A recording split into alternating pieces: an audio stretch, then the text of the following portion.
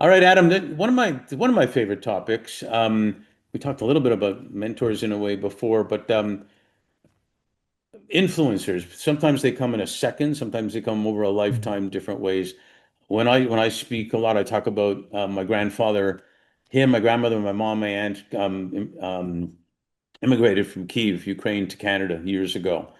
And when I was about around five in Montreal, he used to take me for walks in the park. And long story short, he talked to everybody, which obviously I got that gene, I think, apparently. And but one day I asked him, I said, I called him Zeta, how do you know all these people? Why do you talk to all these people?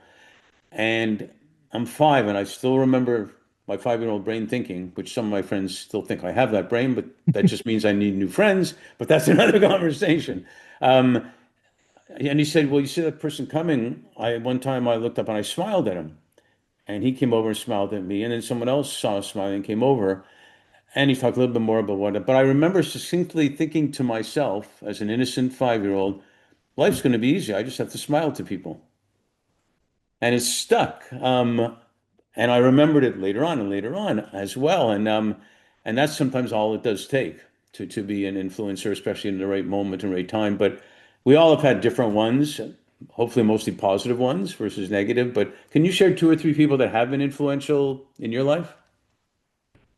Yeah, absolutely. And I think the challenge with this is always the list could be so much longer. By the way, no one's ever answered me, as far as I know, when they've been asked this question. I always think that like that's a that must be a nice feeling. So, but I've never experienced it. But the We'll ones I'll find throw somebody. the ones I'll throw out there right away that come to mind, first is I wouldn't say she's my first boss in that I always worked as a teenager and through college and all those things, but my first real boss as a journalist was Sarah Winterburn, who's was then and still is the editor of Football 365. She's gone on to edit that amongst multiple other things she now oversees. But she really just gave me a shot when I had no right to one and saw something in me that made her think like, yeah, okay, I'll give him a shot in this junior journalism role. Um, as a female boss in a male dominated space, she was always kind of just a great role model in how you handle yourself, and she would probably kill me for naming her in this, but she's someone who I always think of so many of the lessons that I just took from sitting next to her working on things. Was she like uh, the lady that owned the football team on Ted Lasso?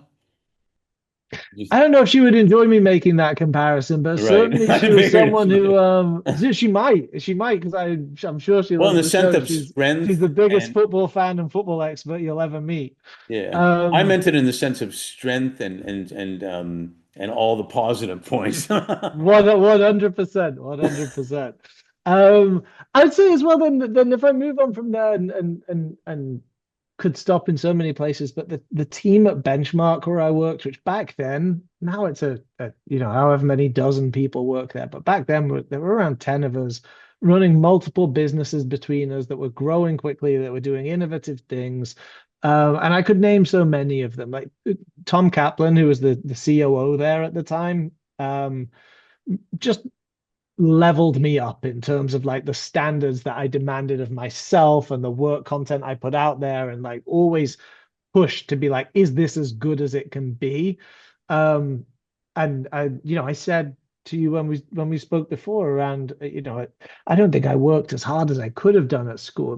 This was the place where I really learned, like, no, work hard, like make sure that you do the very best you can and leave it all there. And he was a huge part of that. And Lex Shalat, who now is running all things legacy for the World Cup. She did that in Qatar. Now she's doing it in the US. She was a colleague then and just as a great friend and always been an amazing thought partner on this work of like, how are we having a social impact? And I really think Nick, the CEO there, cultivated this like push for excellence, but also having fun and enjoying the work and seeing it as a privilege. And then Laureus, when I was there, I could genuinely spend an hour listing colleagues and athletes and community leaders and board members. But I really want to just say, like, I was lucky enough to learn about leadership from Sean Fitzpatrick, who was the New Zealand rugby captain, or to learn about ethics and inclusion from Tanny Gray Thompson, who was the world-class Paralympian and now in the House of Lords back in the UK, but also just all these people who were in the room with Mandela at different points of his journey and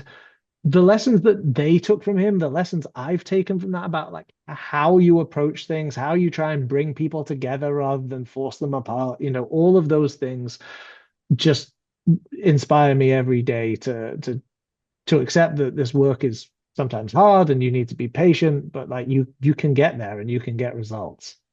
Yeah, I love that. And I think that's where, when I talk to a lot of executives, I don't know how many times they'd say to me, especially the guys, I got to tell you about the time when I was 11 and the coach put me out on the field or the ice in a critical time of the game.